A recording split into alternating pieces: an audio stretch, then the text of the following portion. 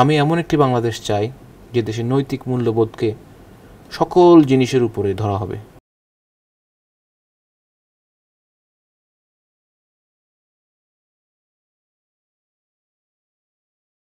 প্রিয় দর্শক, আসসালামু আলাইকুম। তারুণ্য পৃথিবীর সকল শক্তির উৎস। বাঙালির 52, 69, 71 এবং 24-এর যে অর্জন, তা তরুণদের হাত ধরেই। আজকে আপনাদের সামনে হাজির হয়েছি তারুণ্যেরই নির্ভর নিয়ে, তারুণ্যের শক্তি নিয়ে যিনি কাজ করছেন, বাংলাদেশের একটি অন্যতম একটি তরুণ্য নির্ভর সংগঠন মইনিয়া যুব ফোরাম। সেই মইনিয়া যুব ফোরামের যিনি কার্যকরী সভাপতি ভূমিকায় রয়েছেন এবং তিনি এই সংগঠনটিকে যোগ্যতার সহিত নেতৃত্ব দিয়ে যাচ্ছেন। আজকে আমাদের সাথে উপস্থিত আছেন সৈয়দ মাশরুকে মনিউদ্দিন। কেমন আছেন? আলহামদুলিল্লাহ, ভালো আছি। আপনি কেমন আছেন? জি, ভালো আছি, আলহামদুলিল্লাহ। আমি শুরুতে একটু জানতে চাবো আপনার বেড়ে ওঠার গল্পটা যদি একটু বলেন। আপনাকে ধন্যবাদ আজ এই বৈঠকে আমাকে আমন্ত্রিত করার জন্যে। উই আর 3 ব্রাদার্স, আমরা 3 ভাই। আমি মেঝো।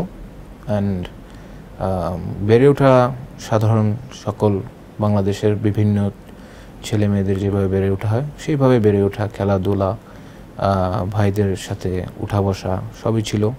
কিন্তু আমাদের প্রত্যেকেরই বেড়ে ওঠার মধ্যে আমাদের প্রত্যেকজনেরই একজন আদর্শ থাকে, প্রত্যেকটি ছেলে মেয়েরই আদর্শ থাকে। আমাদের সেই আদর্শ ছিল আমাদের দাদা শাহজাদা সৈয়দ মাইনুদ্দিন আহমেদ আল্লাহ সানি ওয়াল হুসাইনি।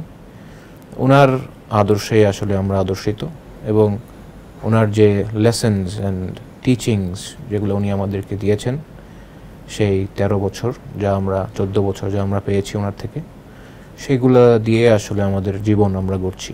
এবং জীবনের প্রত্যেকটি ধাপে আমরা সেই টিচিংসগুলোকে আমরা স্মরণ করি। তাই ওই টিচিংসের উপরই আমরা আসলে এই বিভিন্ন সংগঠন, বিভিন্ন কাজে আমরা এগিয়ে আসছি, আলহামদুলিল্লাহ। আপনি জানি যে আপনার দাদাজান এই বাংলাদেশের একবার প্রত্যন্ত গ্রাম থেকে জাতিসংঘ পর্যন্ত বিচরণ করেছেন এবং ইসলামের যে মহান শান্তির বাণী সেটি তিনি পৌঁছে দিয়েছেন। আপনি বলছেন যে ওনার একটি প্রভাব আপনাদের ভিতরেও রয়েছে এবং আপনি সেই টিচিংটা আপনি ফলো করেছেন, এবং সেই কাজ থেকে কি এই যে মইনিয়া যুব ফোরাম যে নামকরণ, সেটিও কি সেখান থেকে নেওয়া? আপনি নামটির সার্থকতা কীভাবে দেখছেন? Exactly. So Moinia youth forum 2013-এ আমরা প্রতিষ্ঠিত করার মূল লক্ষ্যই ছিল ওনার নামের সেই মঈনুদ্দিন থেকে মইনিয়া। সো ওই নামের নামকরণ দিয়ে আমরা এই সংগঠন চালু করি, এবং ওনার যে মেসেজ যেটা উনি দিয়েছেন সারা বিশ্বে, message of piece and love and harmony, এই মেসেজটার উপরে বেস করেই কিন্তু এই সংগঠন এবং এই সংগঠনের প্রত্যেকটি কাজকর্ম।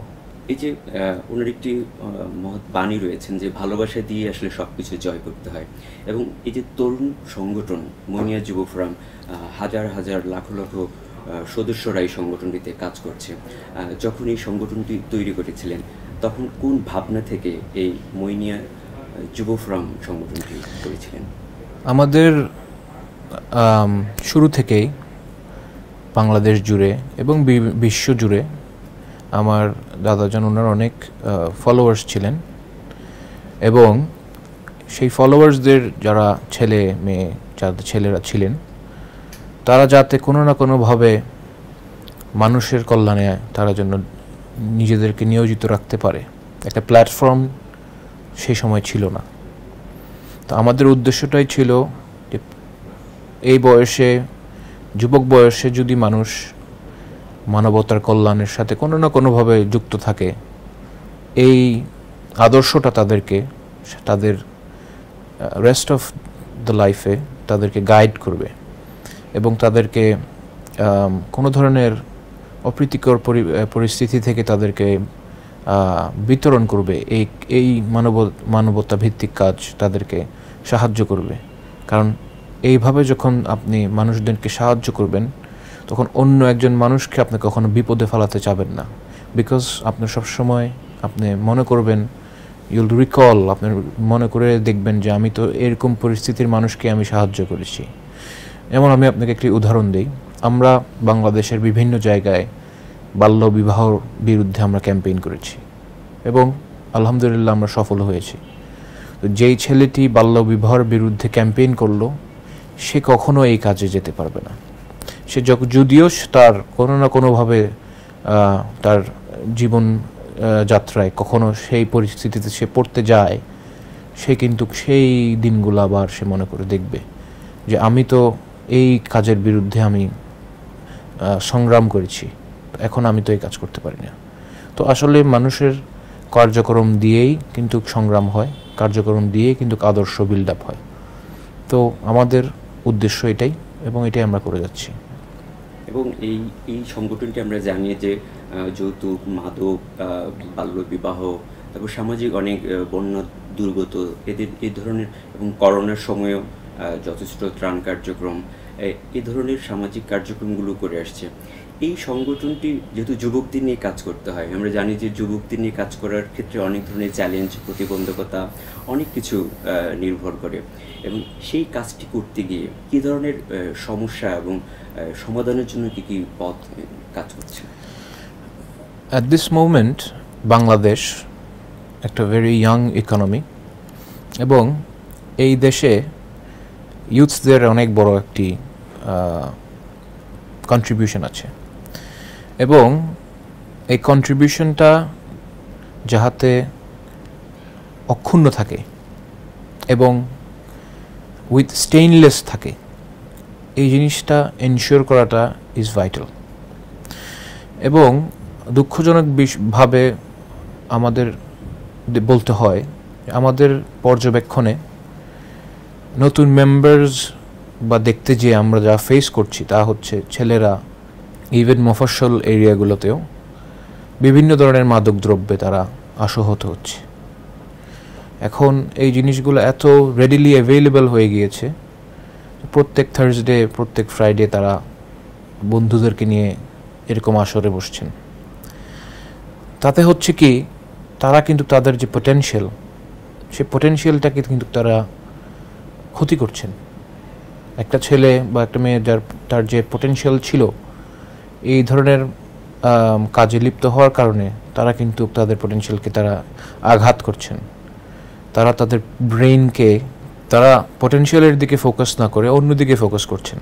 তো তাদের brain is actually in a conflict.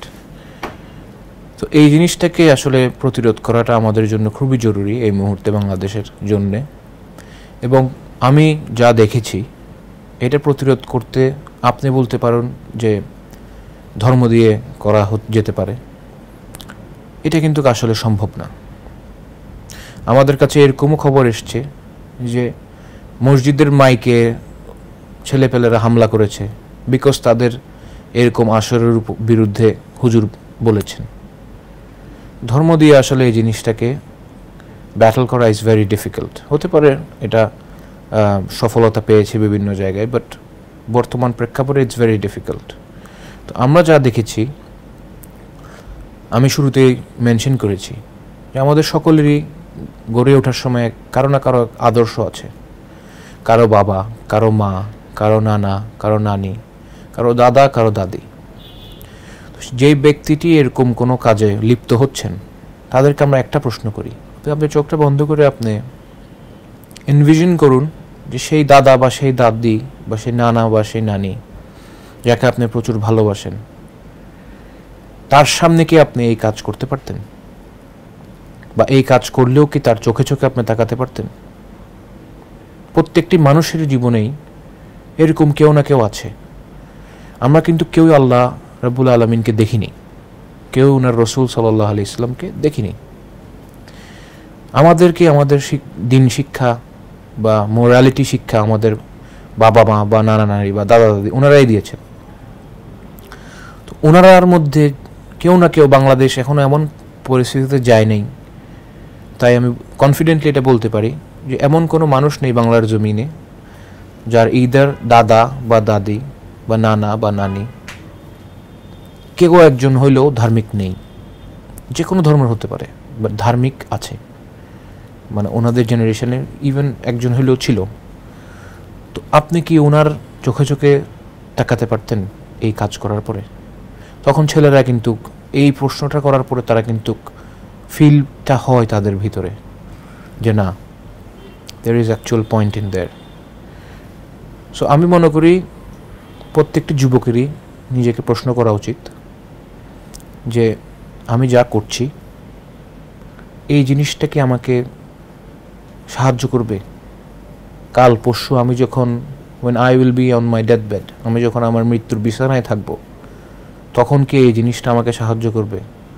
আমি কি বিছানায় বা মাটিতে বা পাটিতে, এটার পার্থক্য কি এই জিনিসগুলো করবে? আপনি যখন এই প্রশ্নটা আপনাকে করবেন তখন এনজয়মেন্ট বা ফান এই জিনিসগুলো কিন্তু আপনাকে তখন সাহায্য করবে না। সো আমি মনে করি যুবকদের যে পটেনশিয়াল, এই পটেনশিয়ালটাকে কাজে লাগানোটার জন্য বিভিন্ন ধরনের মাদকদ্রব্য যেগুলো এখন মার্কেটে চলছে এগুলো থেকে তাদের দূরে থাকাটা অতি জরুরি। আপনি জানি যে তরুণদের উপর পৃথিবীর সকল শক্তি আস্থা রেখেছে সবসময়, আপনিও তরুণদের উপর আস্থা রেখেছেন এবং সেই আস্থার ফল হিসেবে পুরো দেশের গ্রাম থেকে গ্রামান্তরে সকলের ভালোবাসা পাচ্ছেন এবং সেই ভালোবাসা কিন্তু মইনিয়া যুব ফোরাম সেই ভালোবাসা লুফে নিচ্ছে। ইতিমধ্যে বিভিন্ন সরকারি অ্যাওয়ার্ড পেয়েছেন এবং সমাজসেবা অধিদপ্তর থেকেও সেটির নিবন্ধন চলে এসেছে। এই সংগঠনটিকে আপনি কোথায় দেখতে চাচ্ছেন? আপনার ভবিষ্যৎ পরিকল্পনাটা কি? আপনাকে ধন্যবাদ। আমাদের এই সংগঠনটাকে আমরা মানুষের মাঝে যতটুকু আমরা নিতে পেরেছি আলহামদুলিল্লাহ আমরা আল্লাহর কাছে শুকরিয়া করি এবং মানুষের কাছেও আমরা থ্যাঙ্কফুল যে ওনারা এই সংগঠনকে এইভাবে গ্রহণ করে নিয়েছেন। আমাদের লক্ষ্য হচ্ছে আমরা এই সংগঠনটাকে এমন একটি পর্যায়ে নিতে চাই বাংলাদেশের প্রত্যেকটি গ্রামে প্রত্যেকটি অঞ্চলে মানুষ এই সংগঠনের নাম শুনলে যেন মানুষ এই সংগঠনের কর্মকাণ্ডের সাথে জড়িত, তারা প্রত্যেকটি অ্যাক্টিভিটির কথা যেন তাদের মনে চলে আসে।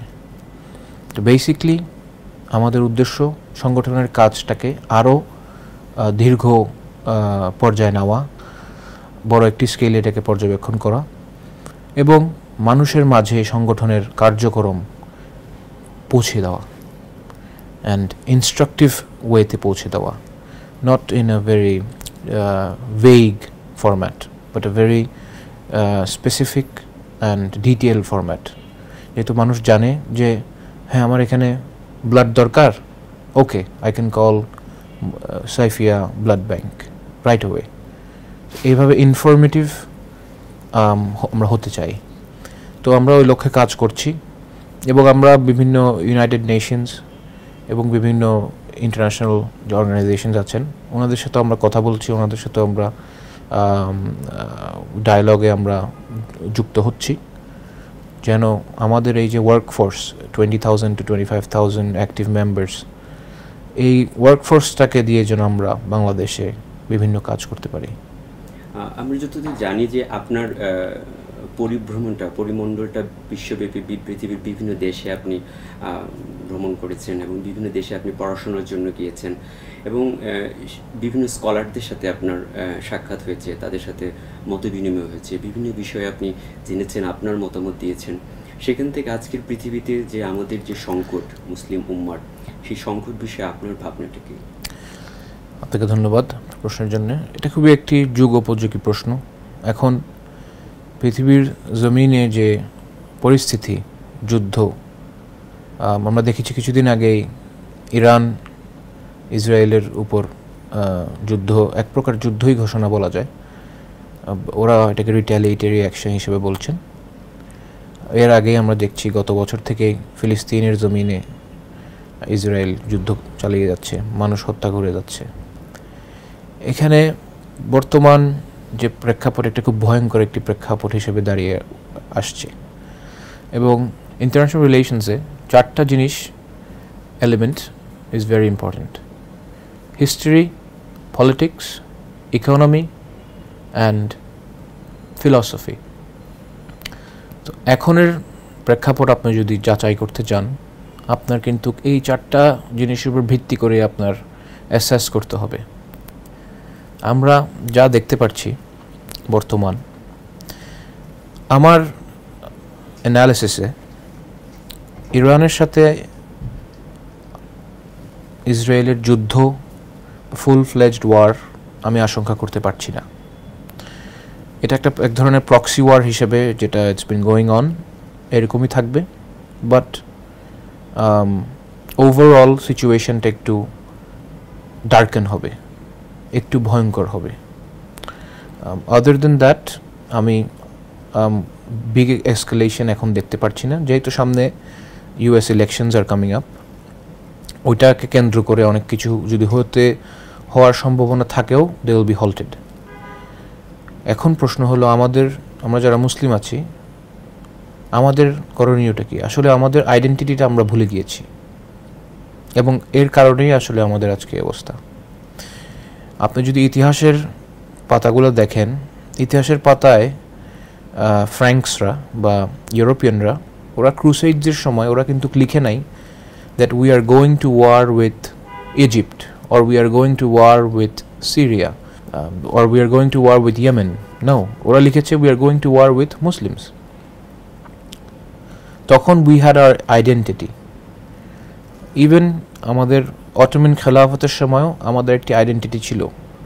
আমরা সকলেই নিজেদেরকে মুসলিম হিসেবে ফার্স্ট আমরা আইডেন্টিফাই করেছি, then either Yemeni or Egyptian or Syrian, which এখন এটা কিন্তু মানে it's been changed. এখন first we are Syrians and then we are Muslims. So এই কারণে ফিলিস্তিনে আজকে 1 বছর ধরে এইভাবে জেনোসাইডাল বারবারিজম চলছে, বাট একটা দেশও কিন্তু ইন্টারন্যাশনাল ল হিসেবে in a conflict situation a country can send at least 500 peacekeeping troops. একটা দেশ 500 জন সৈন্য পাঠায়নি সেইখানে পিসকিপিং ট্রুপস হিসেবে। টার্কি পাঠাতে পারতো।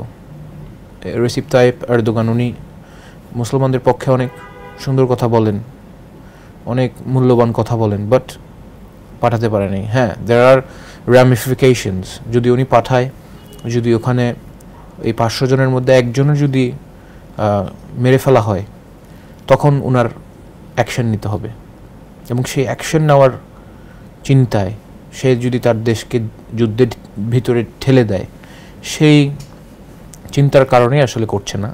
উই আন্ডারস্ট্যান্ড, বাট এরকম একটি জেনোসাইডের মুখে সেম জিনিস যদি অপরপক্ষে হতো, তারা কিন্তু এক মুহূর্তও চিন্তা করতো না সেখানে সৈন্য পাঠাতো। তারা এটা চিন্তা করতো না যে আমাদের সাথে যুদ্ধ চালু হয়ে যাবে, আমাদের ইকোনমির কী হবে, আমাদের ইকোনমি এখন ভালো না, মন্দা চলছে। তারা এগুলো চিন্তা করতো না। They would send forces right away. আমরা এখন পারছি না, because we are not prepared. So এই জন্য আমাদের মুসলিম হিসেবে যেটা জরুরি, সেটা হচ্ছে আমাদের সকলেরই কোনো না কোনোভাবে অন্যায়ের প্রতিবাদ করা উচিত। এবং ফিলিস্তিনের মুসলমানদের জন্যে এখন লেবাননেও হচ্ছে, আমাদের লেবাননে অনেক কাছে জানার শেখগণ আছেন, ওনারা আমাদেরকে জানিয়েছেন ওখানে সিচুয়েশন ইজ নট গুড। ওখানে কোনো ধরনের ইলেকট্রনিক্স ব্যবহার করা ইজ ডিফিকাল্ট, বিকজ অপরপক্ষের তারা প্রত্যেকটা জিনিস ট্র্যাকিং এবং ব্লাস্ট ওরা ক্রিয়েট করেছেন। টিভি থেকে নিয়ে সোলার প্যানেলস, প্রত্যেকটা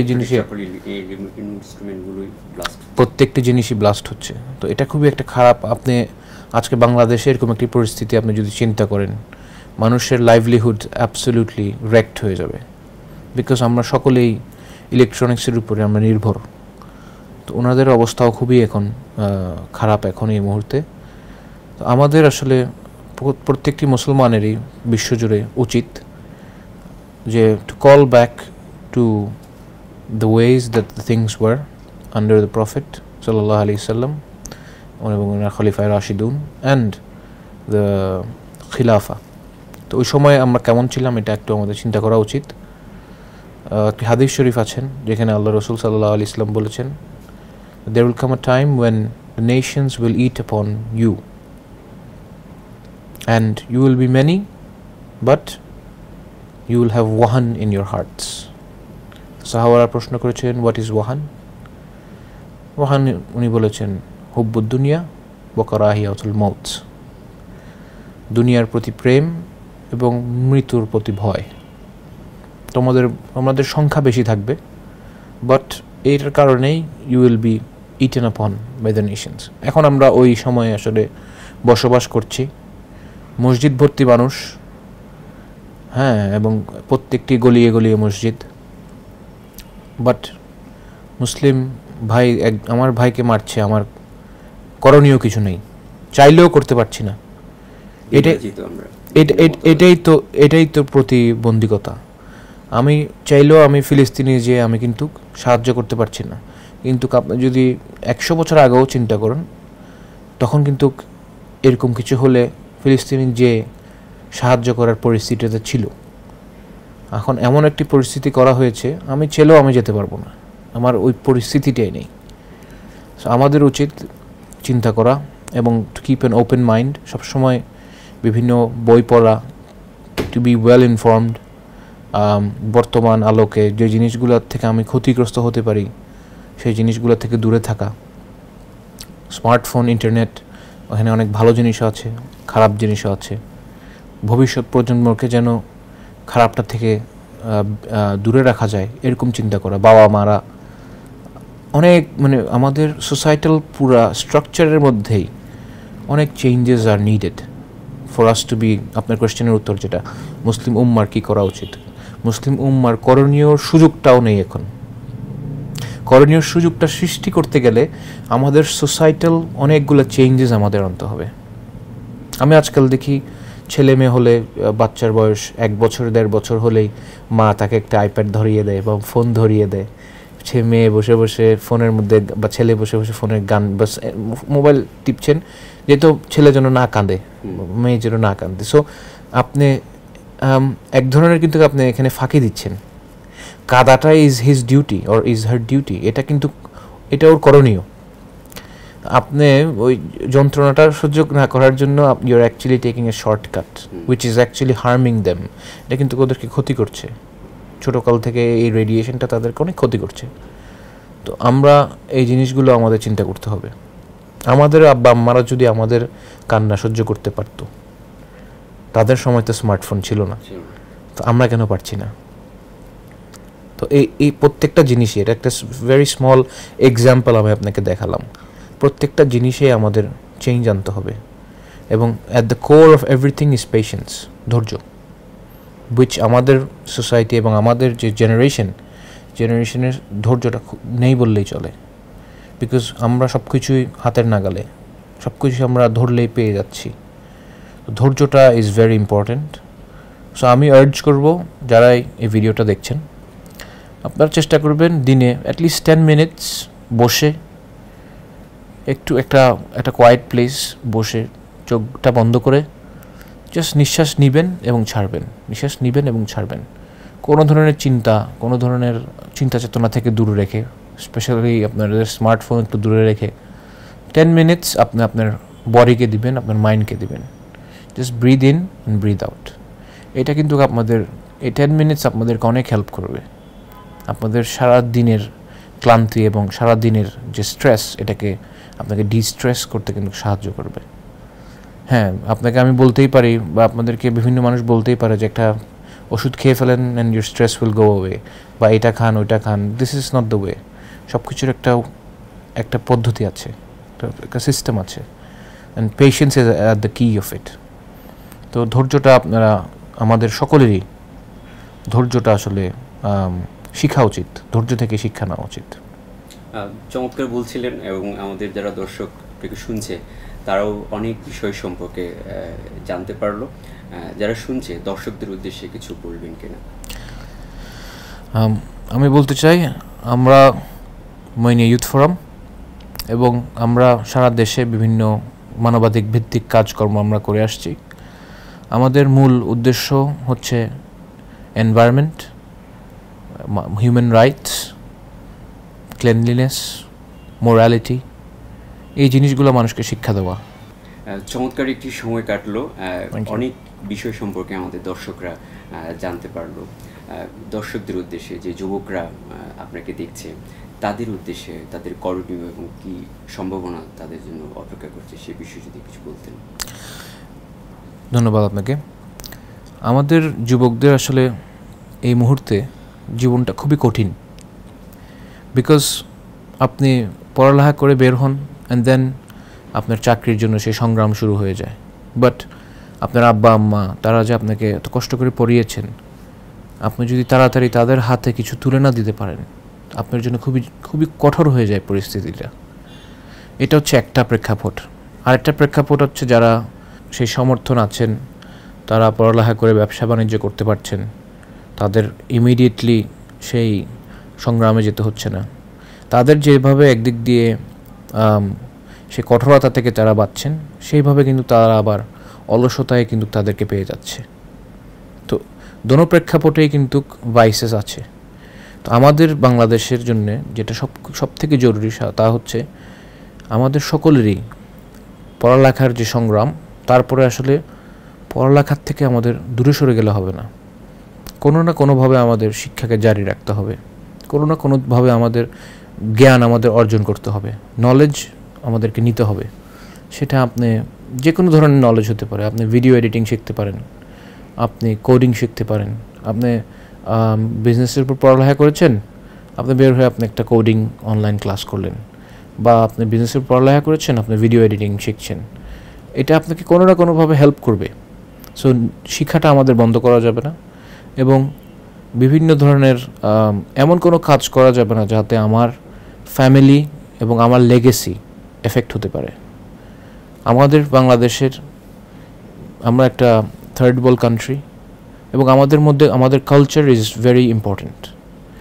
আমাদের কালচারে আমাদের আব্বা আম্মা, আমাদের দাদা দাদি সকলের সম্মান করা, তাদেরকে তাদের যে লেগেসি, তাদের যে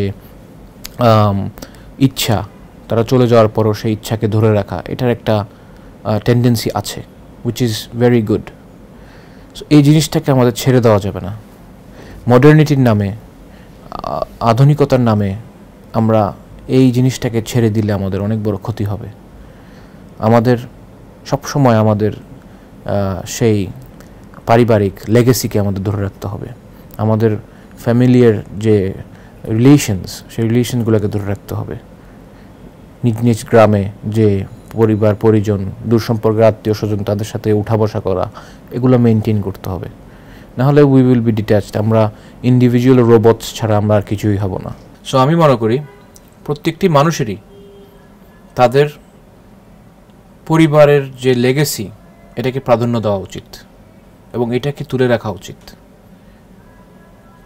কেননা যখন সে তা করবে, তখন সে অনেক ধরনের কাজ থেকে সে নিজেকে বিরত রাখবে। বিকজ সে এই জিনিসটা চিন্তা করবে যে I am also a part of this legacy. আমি এমন যদি কোনো কাজ করি, এই জিনিসটা কিন্তু আমার ছেলে বা আমার ছেলের ছেলে, তারা কিন্তু এই জিনিসটা মনে রাখবে। খারাপ কাজ থেকে সে নিজেকে বিরত রাখবে। এবং সৃষ্টির শুরু থেকেই মানুষ কিন্তু অমর হতে চেয়েছিল, আনডাইং, ইমর্টাল হতে চেয়েছিল। অ্যান্ড এই প্রেক্ষাপটেও কিন্তু এখন ইমর্টাল হওয়া কিন্তু সম্ভব। মানুষের মাঝে রিমেম্বার থাকা, মানুষের মাঝে এখনও কিন্তু এটা সম্ভব। If people remember you, if people talk about you, you are actually alive through them. মানুষ যদি আপনাদেরকে স্মরণ করে, আপনাদের কথা বলে, আপনি কিন্তু তাদের মাধ্যমে আপনি জীবিত থাকেন। তো আপনার ছেলে, আপনার ছেলের ছেলে, আপনার ছেলের ছেলের ছেলে, তারা যদি আপনার কথা মনে করে, তখনই মনে করবে আপনি যদি কোনো আদর্শনীয় কাজ করে থাকেন। পৃথিবীর জমিনে যদি আপনি এমন কিছু করে থাকেন যা পৃথিবীর খালি আপনার পরিবার না, একটি সমাজ, একটি দেশ সেই কার্যক্রম থেকে সুবিধা পাবে, তখনই কিন্তু মানুষ আপনাকে মনে রাখবে। তো আপনাদের সকলেরই উচিত এরকম কাজে লিপ্ত হওয়া, এরকম কাজে থাকা, এরকম কাজের সাথে জড়িত হওয়া। এবং আমরা ইউথ ফোরামের মাধ্যমে ছেলেদেরকে, মানুষজনদেরকে সেই সুযোগটা করে দিতে চাই। চমৎকার বলেছেন। আমরা একেবারে শেষ পর্যায়ে কেমন বাংলাদেশ দেখছেন? এমন একটি দেশ যেখানে নৈতিক মূল্যবোধ সব কিছুর উপরে এই এলিমেন্টটাকে রাখা হবে।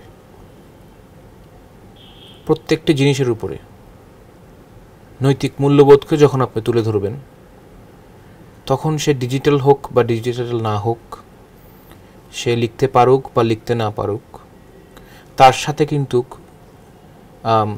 একজন শিক্ষিত এবং অশিক্ষিতর মধ্যে পার্থক্য কিন্তু তেমন একটা থাকবে না ইন টার্মস অফ লাইফ।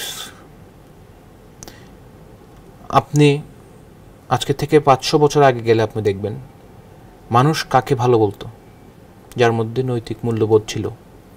সে কয়টা ডিগ্রি নিয়েছে বা সে কয়টা কী করেছে তা দেখতো না। একইভাবে এখনও সেই সময়টা আমাদের জন্য প্রয়োজনীয়তা। আপনি দেখবেন পৃথিবীর বিভিন্ন উন্নত দেশে, সুইজারল্যান্ড বলুন, সেখানে কিন্তু সকলেই মাস্টার্স পিএইচডি করে যে বসে আছে তা না। অনেক ম্যাক্সিমাম মানুষ আছে যারা অশিক্ষিত, তারা ইন্টারমিডিয়েট বা ম্যাট্রিকের বেশি পড়েন নাই, বাট ওদের মধ্যে সেই নৈতিক মূল্যবোধ আছে। ওরা দেশটাকে ওভাবে পরিচালনা করে, ময়লা ফেলে না, কারো কিছু হারিয়ে গেলে তাকে ফিরিয়ে দেয়। এই জিনিসগুলো আমাদের মধ্যে অতি জরুরি দরকার।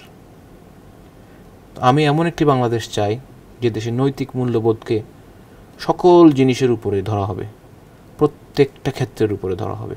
তখনই এই দেশের মানুষের মধ্যে এই সম্পৃক্ততা, ভালোবাসা, আমি এই জিনিসগুলো বলিনি বিকজ নৈতিক মূল্যবোধ থাকলে সম্পৃক্ততা, ভালোবাসা ফুটে উঠবে, অসাম্প্রদায়িকতা, প্রত্যেকটা জিনিসই ফুটে উঠবে যদি নৈতিক মূল্যবোধ থাকে তার ভিতরে। আপনাকে অসংখ্য ধন্যবাদ এবং কৃতজ্ঞতা আমাদেরকে সময় দেওয়ার জন্য। প্রিয় দর্শক, আপনাদেরকে অসংখ্য ধন্যবাদ এতক্ষণ সাথে থাকবার জন্য। আপনারা ভালো থাকবেন, সুস্থ থাকবেন এবং নিরাপদে থাকবেন।